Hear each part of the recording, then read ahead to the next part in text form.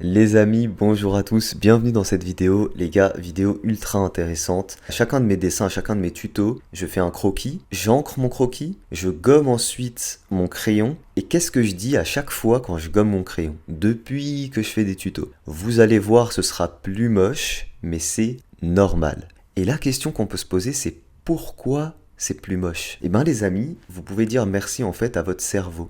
Au cerveau qui regarde le dessin. Et je vais vous expliquer pourquoi. Je vais vous mettre ici, entre guillemets, un croquis d'un cercle, et ici, un cercle très approximatif. Ce que vous voyez ici, ça va vous paraître plus juste, ça va vous paraître plus correct que ce que vous voyez là. Et ben, c'est la même raison qui fait que les croquis sont souvent plus beaux que les dessins finaux. Et ben les amis, c'est tout simplement votre cerveau qui vous donne cette impression en fait. Comme vous avez plein de cercles, en réalité vous en avez plein, bah la somme de tous ces cercles-là, votre cerveau il interprète ça comme un cercle plutôt parfait. Un croquis, en général tu vas avoir plein de traits, tu vas avoir les traits de construction, tout ça, et tous ces petits traits donnent l'illusion à votre cerveau que le dessin est beaucoup mieux, sauf que quand ensuite tu demandes à la personne de faire son choix elle-même, c'est-à-dire qu'au dessinateur doit elle-même repasser sur son ancrage, bah le choix n'est pas toujours le bon et ça donne un résultat qui est moins propre que le croquis. C'est super intéressant vraiment à savoir parce qu'une fois qu'on comprend ça, on peut se permettre de comprendre plein d'autres choses derrière sur le dessin. C'est d'ailleurs le même procédé qui se passe quand on fait un dessin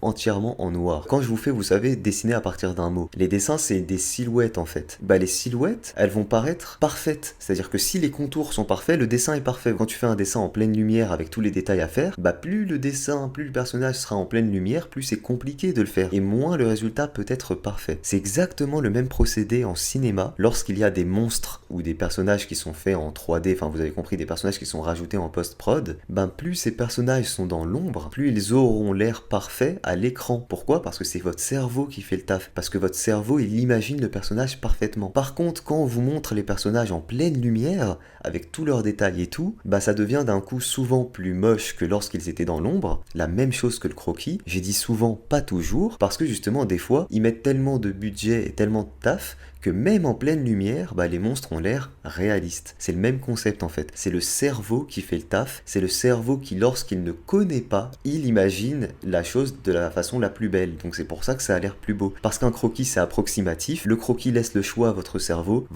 fait le choix de dire que lui joli, tu vois ce que je veux dire. Voilà, c'était une petite vidéo. Alors, est-ce qu'on peut en tirer une moralité? Alors peut-être que la moralité ce serait, pour ceux qui n'ont pas encore atteint un niveau qui permette d'avoir un résultat très propre, faites comme les réalisateurs à l'époque, laissez vos monstres dans l'ombre pour qu'ils paraissent plus beaux dans l'imaginaire des spectateurs. Faites la même chose avec le dessin, laissez vos dessins dans un stade croquis, ancrez-les un peu comme un croquis, ça paraîtra beaucoup plus joli que si vous essayez de faire quelque chose de propre, mais que vous n'y arrivez pas. Je trouve que c'est une vidéo super intéressante, n'hésitez pas à me dire ce que vous en pensez. Moi je vous dis à demain pour une prochaine vidéo, ciao tout le monde.